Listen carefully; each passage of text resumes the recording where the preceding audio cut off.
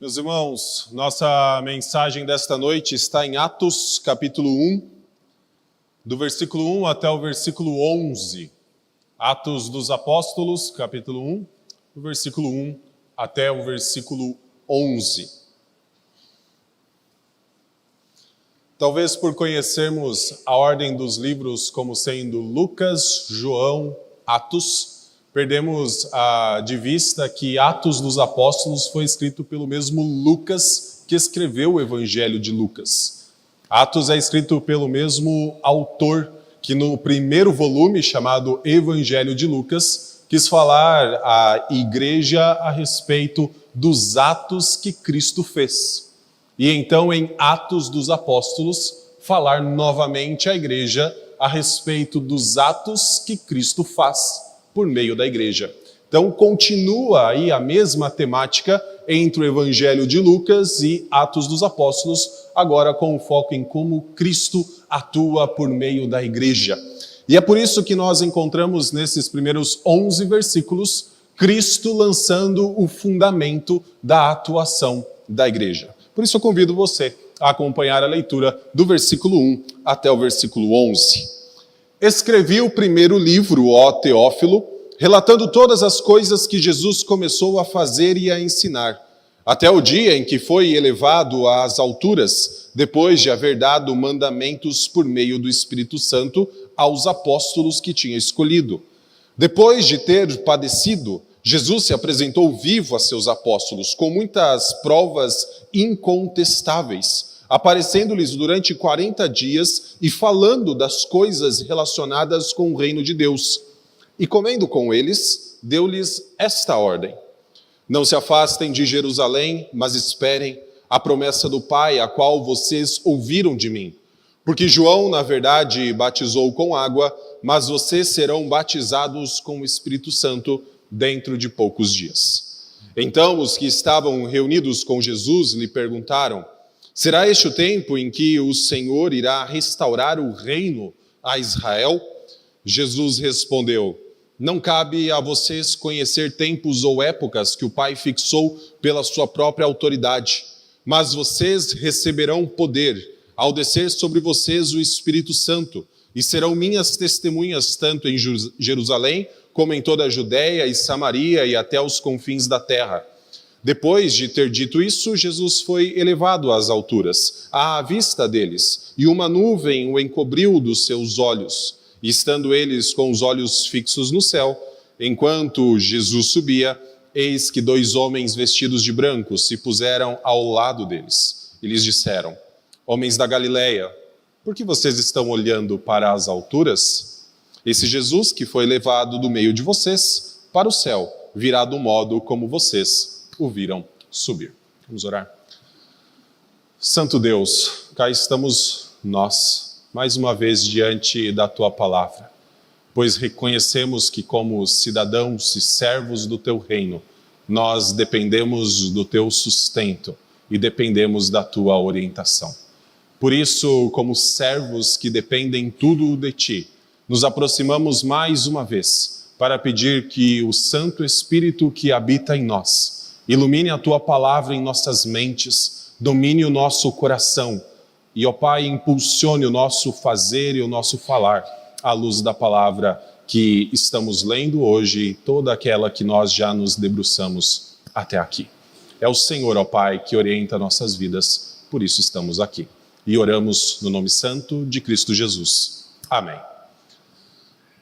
Meus irmãos, um dos hinos mais caros ou mais preciosos para a igreja reformada é o hino Castelo Forte. Quando Lutero o compôs, ele estava num momento de grande decisão para a igreja, também para a sua própria vida. E uma das estrofes, na verdade, a última, como se dissesse uma última mensagem àqueles que cantam, sempre marcou muito a minha vida. Nessa estrofe ele fala: se nós tivermos de perder família, bens, prazer, se tudo se acabar e a morte enfim chegar, com ele nós reinaremos. Creio que esta era a perspectiva, afinal Lutero escreveu este hino. Creio que esta era a perspectiva não só de Lutero, mas de toda a igreja, e deve ser a perspectiva nossa. Nós estamos no meio de uma batalha, nós estamos diante de um projeto para o qual Cristo nos chamou, e o grande fundamento para nós seguirmos em frente, como Atos 1, de 1 a 11 nos mostra, é que com Cristo nós reinaremos. E nós já fazemos parte do seu reino, sendo-nos então cabido o papel de testemunhas. Nós somos testemunhas de um rei, que nos chama a viver de forma intensa a vida nova que Ele nos deu, que nos chama a apontar para Ele, mostrando que foi Ele quem nos deu, que nos chama a então levar essa mensagem ao mundo, para que o mundo reconheça que foi Ele quem nos deu. E quando nós olhamos para esses 11 versículos, eu enxergo que a igreja está sendo chamada a se envolver, como eu já preguei em outras vezes, com um projeto que é eterno, mas nesse caso com um projeto glorioso. Porque as palavras que norteiam este texto são palavras de grandeza, como, por exemplo, as palavras muitas provas incontestáveis. Por isso, eu gostaria de pensar nesta noite que nós somos testemunhas de um rei, que forneceu ao seu povo provas incontestáveis da sua vida, da sua ressurreição e do seu reino, que nos chamou a participar de um reino extraordinário, que nos chamou a participar de um reino inigualável. Porque este reino é o reino do Rei dos Reis. Quando nós olhamos do versículo 1 até o versículo 5, nós somos informados por Lucas de que aquilo que nós cremos, a fé que nós professamos, é uma fé que tem provas incontestáveis. Lucas está fazendo isso com Teófilo, para quem ele escreve. Ele está direcionando o livro de Atos, assim como ele já direcionou antes para este mesmo Teófilo, o Evangelho de Lucas, para fornecer provas incontestáveis da fé de Teófilo. Teófilo ouviu falar a respeito de Cristo, alguém ensinou ele a respeito da ressurreição, antes disso, da crucificação e da ascensão, mas Lucas escreve pelo menos 2 volumes de texto para continuar a fornecer provas incontestáveis da ressurreição e do reino de Jesus Cristo. É isso que a gente encontra, por exemplo, no versículo 3. Depois de Cristo ter padecido, ele se apresentou vivo a seus apóstolos com muitas provas incontestáveis, aparecendo-lhes durante 40 dias e falando das coisas relacionadas com o reino de Deus.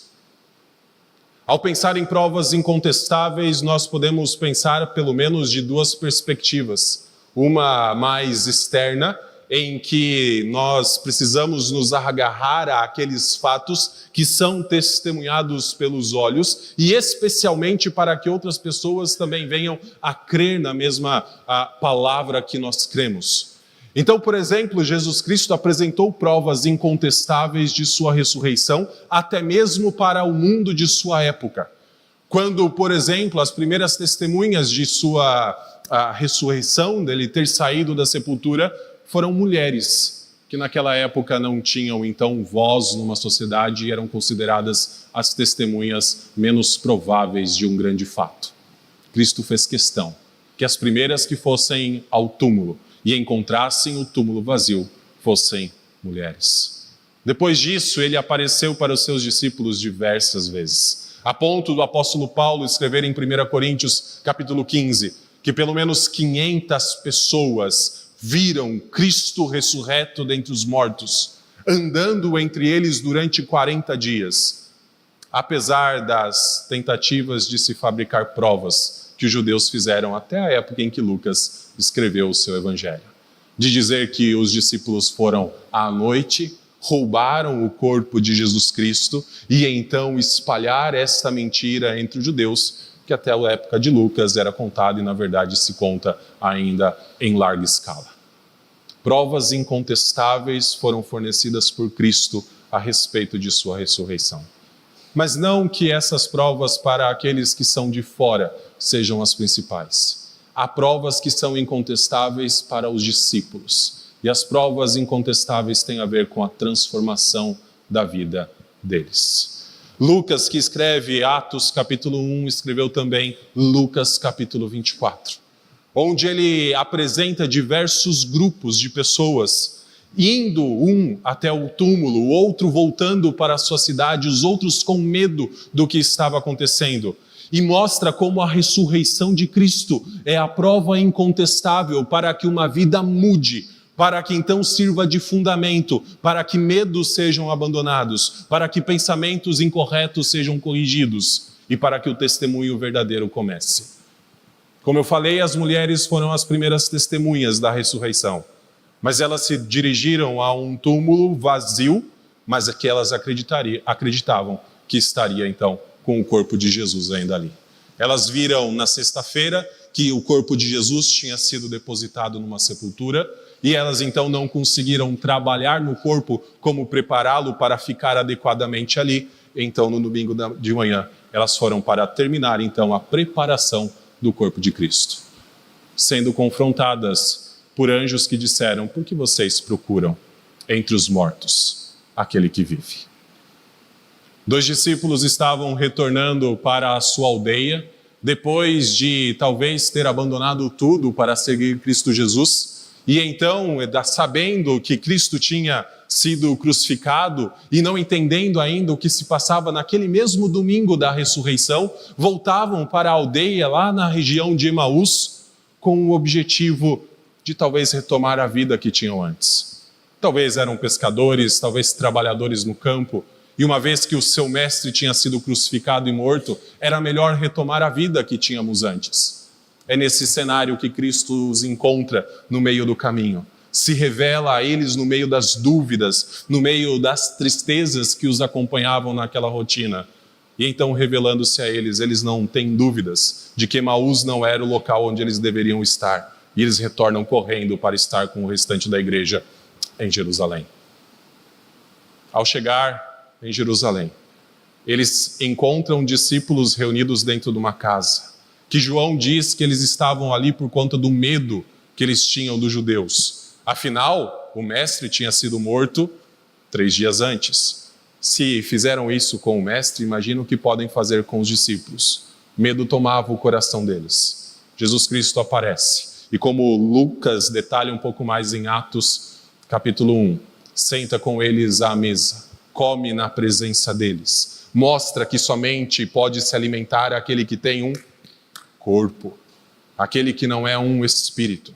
E então os que estavam trancafiados dentro de uma casa com medo dos judeus, saem dessa casa na companhia de Cristo e começam a adorar a Deus junto ao templo por onde os judeus mais passavam. Medos são dissipados diante dessas provas. Medos vão embora, dúvidas deixam de existir por conta da ressurreição de Cristo Jesus. E Cristo ficou 40 dias dando provas, falando a respeito do reino de Deus, para então preparar os seus discípulos a viverem não apenas com estas provas incontestáveis, mas viverem também em uma condição extraordinária. Versículo 4 e 5 nos diz assim: e comendo com eles, deu-lhes esta ordem: não se afastem de Jerusalém, mas esperem a promessa do Pai, a qual vocês ouviram de mim. Porque João, na verdade, batizou com água, mas vocês serão batizados com o Espírito Santo dentro de poucos dias. Jesus ressuscitou no domingo, primeiro dia da semana. Permaneceu 40 dias com seus discípulos, falando a respeito do reino de Deus. É isso que Lucas fala no versículo 3. Preparando-os a respeito do reino de Deus, falando a respeito do reino que tinha se instalado nessa terra. Mas no 40º dia, Jesus Cristo ascendeu aos céus, que é o restante do relato de Atos, mas não sem antes dizer que os seus discípulos deveriam aguardar mais poucos dias. Depois nós vamos ficar sabendo que são mais 10 dias, mas eles deveriam ficar em Jerusalém por 10 dias, aguardando que se cumprisse a promessa que veio do alto, de que eles seriam batizados com o Espírito Santo. Neste ponto, algumas teologias pensam que o extraordinário da palavra que eu estou utilizando, uma vez que eles seriam batizados com o Espírito Santo, tem a ver com alguma manifestação extraordinária na vida do crente. Como, por exemplo, falar em línguas, como, por exemplo, ter visões, profecias e assim por diante. Mas a condição extraordinária que os discípulos deveriam esperar para que em poucos dias eles começassem a viver, tem a ver com algo que ninguém antes deles viveu. Nenhum homem, antes dos eventos que se passam nesse capítulo 1, viveu o que os discípulos viveriam em 10 dias, que é serem revestidos do alto com poder, que é serem revestidos do alto com autoridade, para que todos aqueles que creem em Jesus Cristo tenham a autoridade da qual Cristo fala neste texto e em tantos outros. Os teólogos, a respeito de como funciona o Antigo Testamento e o Novo Testamento naquilo que eles apresentam a respeito da pessoa do Espírito Santo e especialmente da obra do Espírito Santo, costumam se dividir em 2 grupos. E aqui eu acredito que nós precisamos entender um pouco dessa questão. Alguns vão dizer que no Antigo Testamento o Espírito Santo habitava em todo crente, regenerava todo crente e então o capacitava a toda boa obra. E no Novo Testamento ele continua a fazer isso. Outros vão dizer que no Antigo Testamento o Espírito Santo estava lá, trabalhando no coração dos crentes, tirando o coração de pedra, dando um coração de carne para que eles crescem. Mas que o Espírito Santo trabalhava de uma forma diferente em reis, profetas e sacerdotes. As pessoas que eram ungidas por Deus para oficiarem como seu representante perante o povo. E então, no Novo Testamento, a mesma forma como o Espírito Santo atuava no Antigo, com reis, profetas e sacerdotes, passa então a atuar com todos os crentes. Isso tem a ver com a habitação. Hoje nós lemos o Salmo 51, e o Salmo 51, lá para o versículo 7, até o versículo 10, apresenta uma oração de Davi dizendo o seguinte: Senhor, não retires de mim o teu espírito. Davi tinha sido testemunha de que um dia Deus retirou, por exemplo, de Saul o seu espírito. Quando Deus rejeitou o reinado de Saul, Deus tira o seu próprio espírito de Saul, envia um espírito mau da sua própria parte, e o Espírito de Deus passa então a habitar em Davi. O que nós temos é uma mudança de reinado, indicada por esta mudança do Espírito de Deus. A partir daquele momento, Saul continuava sendo rei aos olhos de Israel, mas aos olhos de Deus, o rei seria Davi, escolhido segundo o seu próprio coração, escolhido segundo a própria lei de Deus. O que foi indicado é justamente a mudança do Espírito de Deus, de um para outro. Por isso, Davi, quando peca com Batseba, assassina Urias, Davi, então, precisa se arrepender, e dentro do seu arrependimento, Davi pede: Senhor, não retires de mim o teu Espírito. Quem faz essa oração é um crente. Quem está arrependido é um crente, que sabe que a sua salvação não está em jogo, mas que sabe que a consequência dos seus atos foram terríveis. Mas mesmo assim ele teme que o Senhor retire dele o seu espírito. Por quê? Um dos medos de Davi tem a ver com o seu reinado. Quando a gente olha para esse texto, que em breve os discípulos seriam batizados com o Espírito Santo, eu creio que Lucas está falando da mesma forma. Eles seriam revestidos com poder, eles seriam revestidos com autoridade, como um rei, como um profeta e como um sacerdote no Antigo Testamento tinha.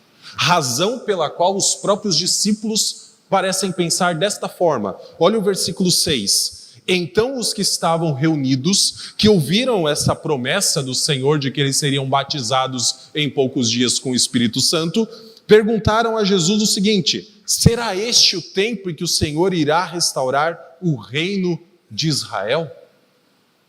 Eles entendem que a promessa de Deus com respeito ao Espírito Santo tem a ver com o reino, tem a ver com uma nova disposição na autoridade de Deus em relação a Israel. Afinal, naquele tempo, o povo de Israel, o povo de Judá, não tinha mais nenhum Davi reinando sobre si, um rei seu para chamar então de um rei judeu. Eram dominados pelo Império Romano, e a maior expectativa dos discípulos era: quando nós seremos um reino novamente? Ao ouvirem a respeito da promessa de que seriam batizados, eles pensam: então será esse o momento? Porque eles entendem que batismo com o Espírito Santo, neste caso, tem a ver com autoridade e poder. Eles entendem que o batismo com o Espírito Santo tem a ver com algo que é extraordinário. Razão pela qual Jesus fala na promessa: porque João, na verdade, batizou com água, mas vocês serão batizados com o Espírito Santo. Um dia Jesus Cristo deu testemunho a respeito de João, dizendo: dos nascidos de mulher não existe ninguém igual a João. Lucas capítulo 7. Mas Jesus complementa: aqueles que são do reino de Deus, o menor deles é maior do que João. Nós não estamos falando de algo extraordinário como línguas, não estamos diante de um texto que fala de algo extraordinário como visões, mas de algo extraordinário que é todos os crentes terem uma autoridade que ninguém, a não ser profetas, sacerdotes e reis, tiveram. Mas, na verdade, uma autoridade maior do que a de qualquer profeta, sacerdote e rei do Antigo Testamento. O que me diz isso está do versículo 6 em diante. Nós fazemos parte como testemunhas que têm provas incontestáveis, como testemunhas que estão vivendo uma condição extraordinária, de terem o Espírito Santo habitando dentro de si, dando autoridade para serem testemunhas de Cristo. Nós também somos testemunhas, então, deste reino que é inigualável. Versículo 6, então os que estavam reunidos com Jesus lhe perguntaram: será este o tempo em que o Senhor irá restaurar o reino a Israel? Jesus respondeu: não cabe a vocês conhecer tempos ou épocas que o Pai fixou pela sua própria autoridade, mas vocês receberão poder ao descer sobre vocês o Espírito Santo, e serão minhas testemunhas, tanto em Jerusalém, como em toda a Judeia e Samaria e até os confins da terra. Porque a condição dos discípulos dentro de 10 dias seria extraordinária? Seria algo nunca visto antes? Porque eles poderiam testemunhar a respeito de Deus, a começar em Jerusalém, indo até a Judeia, se estendendo em sua missão até a Samaria e passando Samaria. E no momento em que eles atravessassem as fronteiras de Samaria, eles teriam atravessado as fronteiras do Israel do Antigo Testamento. Eles teriam ido para além daquilo que profetas, sacerdotes e reis fizeram no Antigo Testamento. Davi um dia conseguiu unificar 12 tribos que estavam em disputa antes dele, que estavam fragmentadas por conta de guerras internas, e reinou sobre essas 12 tribos mais do que Saul reinou. Salomão exaltou a sua glória por conta da sabedoria que Deus lhe deu e fez com que as fronteiras de Israel se expandissem a tais limites nunca visto antes. Os povos iam até Israel para ouvir a respeito da sabedoria de Salomão, que começava, como nós vimos semana passada, com temor ao Senhor. Mas Salomão, Davi, nunca reinaram para fora de Israel. O domínio deles nunca foi sobre filisteus, nunca foi sobre os reinos vizinhos. O domínio deles foi até a fronteira de Israel. Hora outra, o Senhor tirava um profeta de dentro de Israel, como fez com Jonas, levando para Nínive. Ou então, como nós vamos ver na série que eu estou pregando, com Eliseu, levando ele para a Síria. Mas logo o profeta tinha que voltar, porque a mensagem do profeta não era para a Síria ou para Nínive, era para Israel, que estava com o coração endurecido e precisava ver o que o Senhor fazia muitas vezes entre sírios e ninivitas, como o Senhor conseguia produzir arrependimento lá e como eles permaneciam com o seu coração endurecido na terra que o Senhor lhes deu. Todo o ministério profético fora das terras de Israel foi temporário. Nunca durou mais que algumas viagens. E então o profeta tinha que voltar para dentro da terra de Israel. Quando nós lemos que os discípulos em poucos dias seriam testemunhas em Jerusalém, na Judéia, Samaria, até os confins da terra, nenhuma autoridade como essa foi vista no Antigo Testamento. Ninguém poderia falar da parte de Deus tão longe, por tanto tempo e sem impedimento algum, como os discípulos poderiam dentro de 10 dias. Por que eu falo sem impedimento algum? Abrem Atos capítulo 28, vá para o último capítulo desse livro. Atos capítulo 28.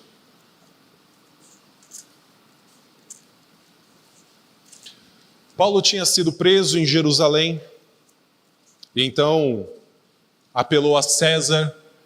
Deus apareceu, Deus falou com ele e disse que ele seria testemunha em Roma. Ele é levado para Roma em um navio, sofre naufrágio, termina numa ilha chamada Malta, é picado por uma serpente. Tudo parece ir contra Paulo e contra aquilo que Deus queria que Paulo fizesse, pregar em Roma. Paulo é preso em Roma, fica na companhia de um carcereiro. Lá naquela época as prisões funcionavam um pouco diferente, às vezes era numa casa com um carcereiro acompanhando diretamente e constantemente o prisioneiro.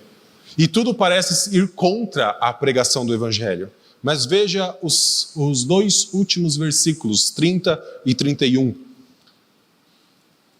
Durante 2 anos, Paulo permaneceu na sua própria casa, que tinha alugado, onde recebia todos os que o procuravam.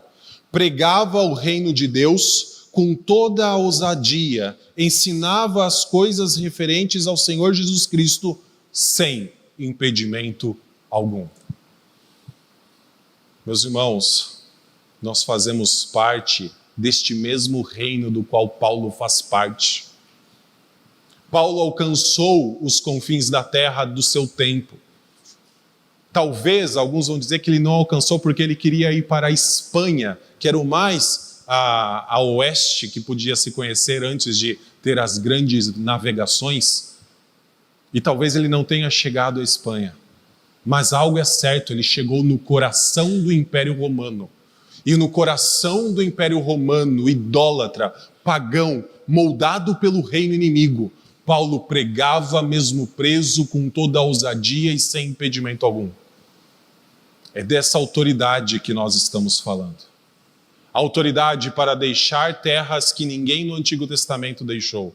A autoridade para continuar nessas terras sem impedimento algum. Nós fazemos parte de um reino que é inigualável. E a razão principal de fazermos parte de um reino inigualável, um reino extraordinário, sustentado por provas incontestáveis, é que este reino é o reino do Rei dos Reis e Senhor dos Senhores. O próprio Cristo usa, com referência a si mesmo, essa linguagem que mostra o seu tamanho. Ele é o Rei dos Reis e Ele é o Senhor dos Senhores. Versículo 9 em diante, depois de ter dito isso, Jesus foi elevado às alturas à vista deles, e uma nuvem o encobriu dos seus olhos. E estando eles com os olhos fixos no céu, enquanto Jesus subia, eis que 2 homens vestidos de branco se puseram ao lado deles, e lhes disseram: homens da Galileia, por que vocês estão olhando para as alturas? Esse Jesus que foi levado do meio de vocês para o céu, virá do modo como vocês o viram subir. Jesus Cristo já tinha preparado, era o 40º dia da sua ressurreição, já tinha dito que dentro de poucos dias os seus discípulos seriam revestidos com poder e autoridade, seriam batizados com o Espírito Santo. E agora Jesus estava ascendendo aos céus, sendo contemplado pelos seus discípulos nesse movimento em que ele deixa a terra rumo aos céus, num movimento que mostra que o seu reino é maior, é superior a qualquer reino dessa terra. Aquele que nesse movimento estaria se colocando à direita de Deus. E pouco antes, como Mateus diz, no versículo que então orienta os nossos 4 anos de visão pastoral, de fazermos discípulos de Cristo em todo o mundo. Ele está mostrando que toda a autoridade foi dada a ele nos céus e na terra. Diferente dos reis que podiam reinar sobre alguns quilômetros, sobre algum espaço de terra, e que se quisessem reinar sobre outro, precisaria conquistar, precisaria derrotar, precisaria subjugar, e isso era extremamente difícil. O Império Romano, alguns séculos depois, mesmo com todo o seu poder, seria destruído, seria pelo menos minado por forças bárbaras muito inferiores. É difícil demais para um rei nessa terra continuar. E Cristo está mostrando que ele tem um reino que não é desta terra. E então, ao lado dos seus discípulos, aparecem 2 homens vestidos de branco, para os alertar do seguinte: o Cristo que já tinha sido encoberto pelas nuvens, não estava mais sendo visto pelos olhos dos seus discípulos, voltaria da mesma forma que subiu.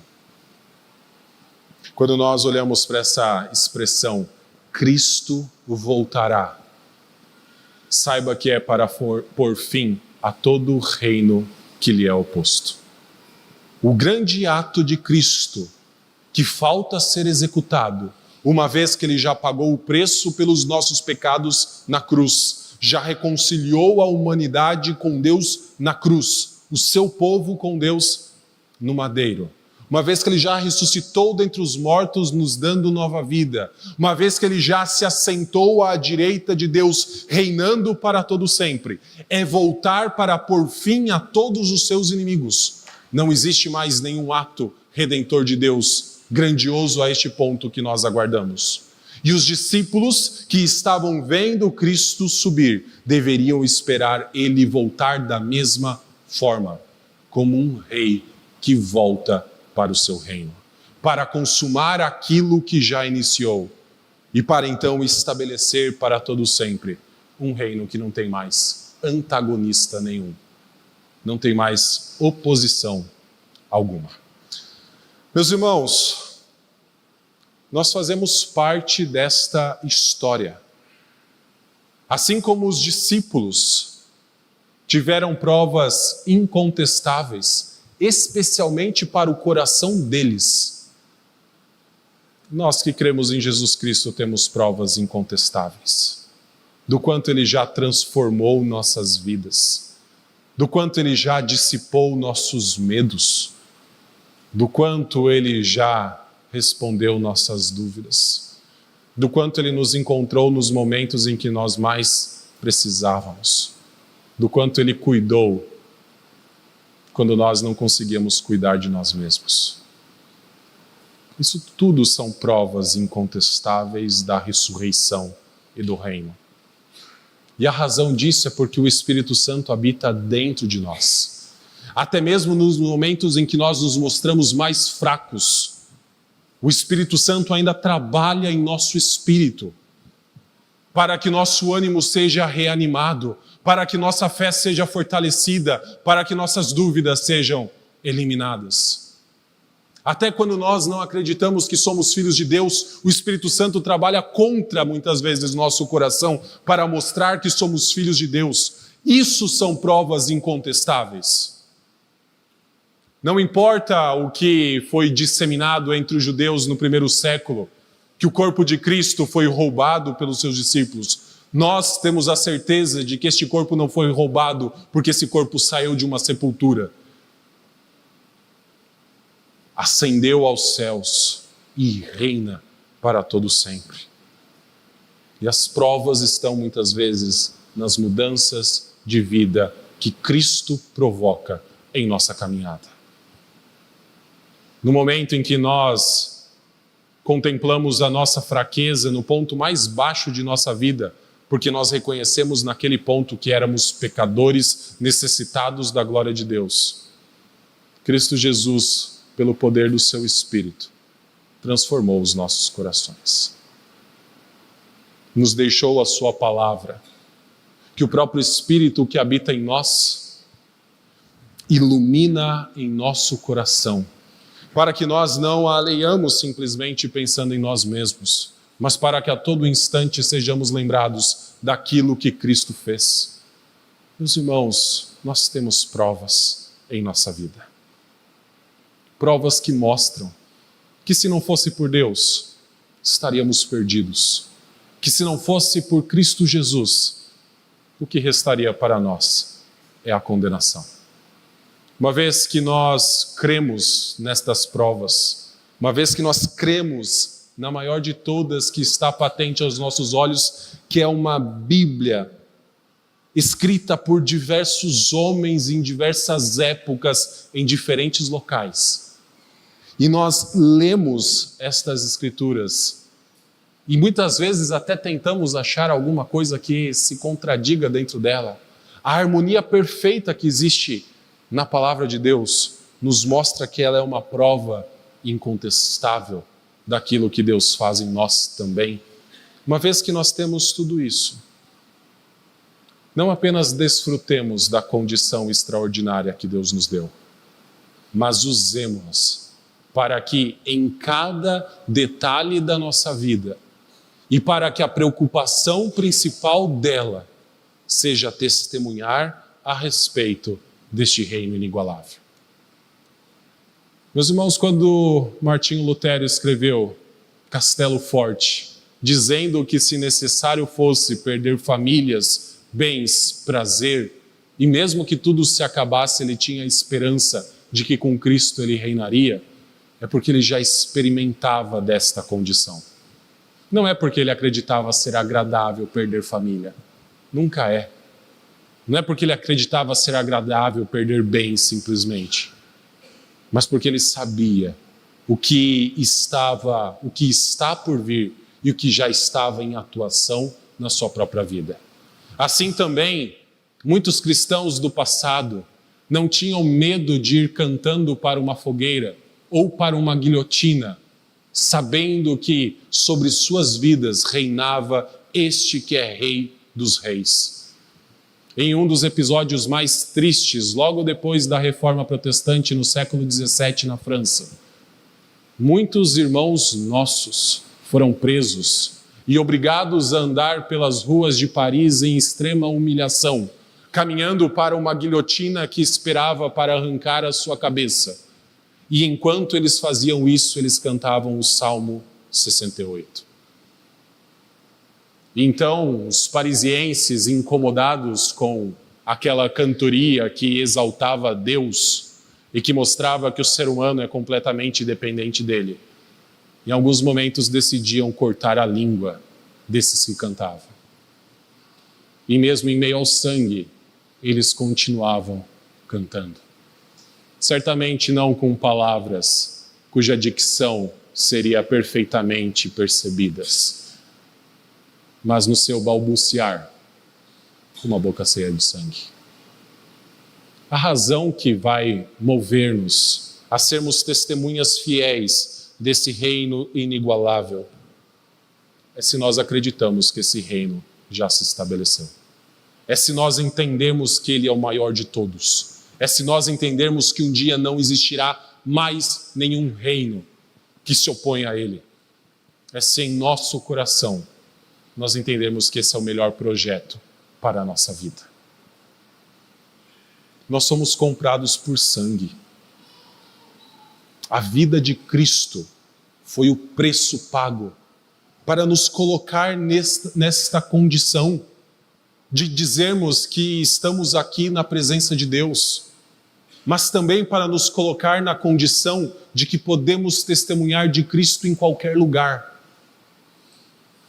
Para nós é uma honra e um privilégio poder falar de Cristo em nossas casas, poder falar de Cristo em nosso trabalho, poder falar de Cristo num ônibus, poder falar de Cristo em nossas escolas.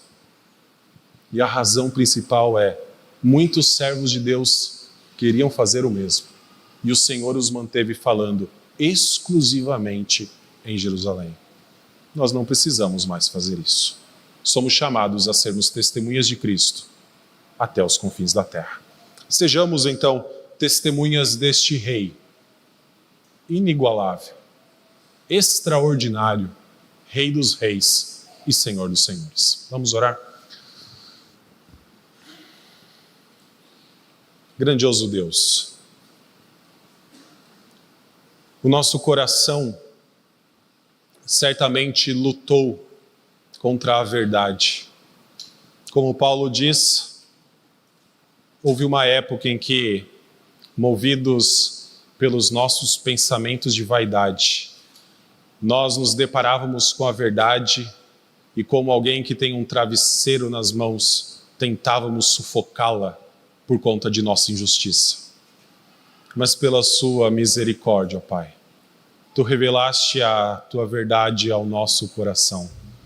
Cristo Jesus nos resgatou de um império de trevas para nos fazer servos do reino dele, para nos fazer povo do seu reino e para que nós, ó Pai, fôssemos testemunhas da maravilhosa e extraordinária obra que fizeste. Afinal, quem pode tirar alguém da sepultura, senão o Senhor? O Senhor um dia nos tirou de nossa própria sepultura, quando estávamos mortos em nossos delitos e pecados, e o Senhor nos deu vida em abundância com Cristo Jesus. Por isso, ó Pai, nosso pedido é que o Senhor, ao iluminar em nossa mente, em nosso coração, o privilégio que nós temos de sermos testemunhas de Jesus, nos impulsione a cumprir a missão para a qual o Senhor nos chamou. Essa é a nossa oração no nome de Cristo, o nosso Rei. Amém.